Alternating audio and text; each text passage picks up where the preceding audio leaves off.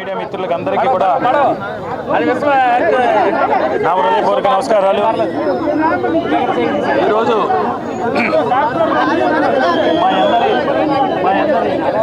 ప్రీతమ నాయకులు బడుగు బలహీన వర్గాల ఆశాజ్యోతి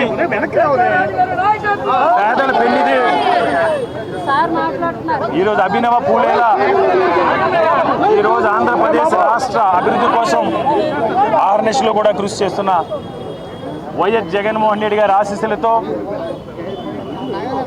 మా నియోజకవర్గంలో ఉన్న వైఎస్ఆర్ కాంగ్రెస్ పార్టీ కుటుంబ సభ్యులు, విశాఖ ఉత్తర నియోజకవర్గ ప్రజలు ఆదరాభిమానాలతో పెద్దలు గురుతుల్యులు వైవి సుబ్బారెడ్డి గారి చేతుల మీదుగా ఈరోజు వైఎస్ఆర్ కాంగ్రెస్ పార్టీ తరఫున విశాఖ ఉత్తర నియోజకవర్గ శాసనసభ్య అభ్యర్థిగా ఈరోజు నామినేషన్ వేయడం జరిగింది. ఈ నామినేషన్ కార్యక్రమంలో వేలాదిగా తరలి వచ్చి ఈ నామినేషన్ కార్యక్రమాన్ని విజయవంతం చేసి నాకు ఆశీస్సులు అందించిన విశాఖ ఉత్తర నియోజకవర్గ ప్రజలకు, ముఖ్యంగా వైఎస్ఆర్ కాంగ్రెస్ పార్టీ అభిమానులకు, నాయకులకు, కార్యకర్తలకి మీ అందరికీ కూడా ధన్యవాదాలు తెలియజేసుకున్నాను. ఎందుచేతంటే ఈరోజు నాకు జగన్మోహన్ రెడ్డి గారు రాజకీయంగా జన్మనిస్తే ఈరోజు జగన్మోహన్ రెడ్డి గారి ఆశీస్సులతో ఈ నియోజకవర్గాన్ని అభివృద్ధి చేయడం కోసం నాకు అడుగడుగునా కూడా సహాయ సహకారాలు అందించి నాకు రాజకీయంగా పునర్జన్మ వచ్చే విధంగా సహాయ సహకారాలు అందించిన వైఎస్ఆర్ కాంగ్రెస్ పార్టీ కుటుంబ సభ్యులందరికీ కూడా నేను శిరస్సు వంచి ఈరోజు ధన్యవాదాలు తెలియజేసుకుంటాను. తప్పకుండా ఏదైతే నమ్మకంతో జగన్మోహన్ రెడ్డి గారు రెండోసారి వైఎస్ఆర్ కాంగ్రెస్ పార్టీ తరఫున నాకు అవకాశం కల్పించారో అవకాశాన్ని సద్వినియోగం చేసుకుని మా నాయకులు, కార్యకర్తలు, ప్రజల అభిమానులు అందరి సహాయ సహకారాలతో రేపు జరగబోతున్న ఎన్నికల్లో అఖండ మెజార్టీతో గెలిచి జగన్మోహన్ రెడ్డి గారికి వైఎస్ఆర్ కాంగ్రెస్ పార్టీ విశాఖ ఉత్తర నియోజకవర్గం తరఫున ముఖ్యమంత్రిగా ప్రమాణ స్వీకారం చేసే కార్యక్రమానికి మేమందరూ కూడా ఘన స్వాగతం పలకబోతున్నాం.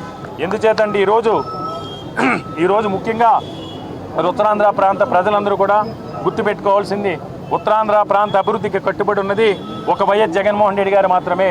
జగన్మోహన్ రెడ్డి గారి వల్ల మాత్రమే ఉత్తరాంధ్ర ప్రాంతం అభివృద్ధి చెందుతుంది. ఉత్తరాంధ్ర ప్రాంతానికి తీరను ద్రోహం చేసిన నాయకుడు చంద్రబాబు నాయుడు 1995 నుంచి 2004 వరకు కూడా హైదరాబాద్ అని ఎవరైతే చంద్రబాబు నాయుడు బినామీలు ఉన్నారో, ఎవరైతే చంద్రబాబు నాయుడు బినామీలుగా చలామణి అవుతూ ఫిలిం ఇండస్ట్రీలో పెద్దలు ఉన్నారో వాళ్ళు 1994-90 ప్రాంతాల్లో కొనుక్కున్న వేలాది ఎకరాల భూముల విలువ పెంపే లక్ష్యంగా 95లో ఎన్టీ రామారావు గారికి వెన్నుపోటు పొడిచి 2004 వరకు కూడా ఈ హైదరాబాద్ పేరుతో హైదరాబాద్ పేరుతో ఉత్తరాంధ్ర ప్రాంతానికి తీరని అన్యాయం, ద్రోహం చేసిన నాయకుడు చంద్రబాబు నాయుడు. మళ్ళీ ఈరోజు తర్వాత 2004లో రాజశేఖర రెడ్డి గారు ముఖ్యమంత్రి అయిన తర్వాత ఉత్తరాంధ్ర ప్రాంత అభివృద్ధికి ఆయన బాటలు వేస్తే దురదృష్టవశాత్తు ఆయన అకాల మరణం చెందిన తర్వాత మళ్ళీ 2014 నుంచి 2019 వరకు కూడా మళ్ళీ అప్పుడు హైదరాబాద్ అన్నాడు, ఇప్పుడు అమరావతి అని ఈ ప్రాంతానికి ద్రోహం చేశాడు. కాబట్టి అందరినీ కూడా నేను ఒకటే విజ్ఞప్తి చేస్తున్నాను, విశాఖపట్నంలో ఉన్న ప్రతి ఒక్కరూ కూడా రేపు జరగబోతున్న ఎన్నికలకి మన భవిష్యత్తుకి మనమే బాటలు వేసుకోవాల్సిన అవసరం ఉంది. ఎందుచేతంటే ఒక వైఎస్ జగన్మోహన్ రెడ్డి గారి వల్ల మాత్రమే ఆంధ్రప్రదేశ్ రాష్ట్రం అభివృద్ధి చెందుతుంది. ఈరోజు మనం చూసాం, పరిపాలనా దానికి ప్రతిపాదించిన తర్వాత భోగాపురం ఎయిర్పోర్ట్ కానీ, మూలపాడు పోర్టు కానీ, ఇన్ఫోసిస్, అదాని డేటా సెంటర్ కావచ్చు, ఇన్ఆర్బిట్ మాల్ కావచ్చు, రహేజా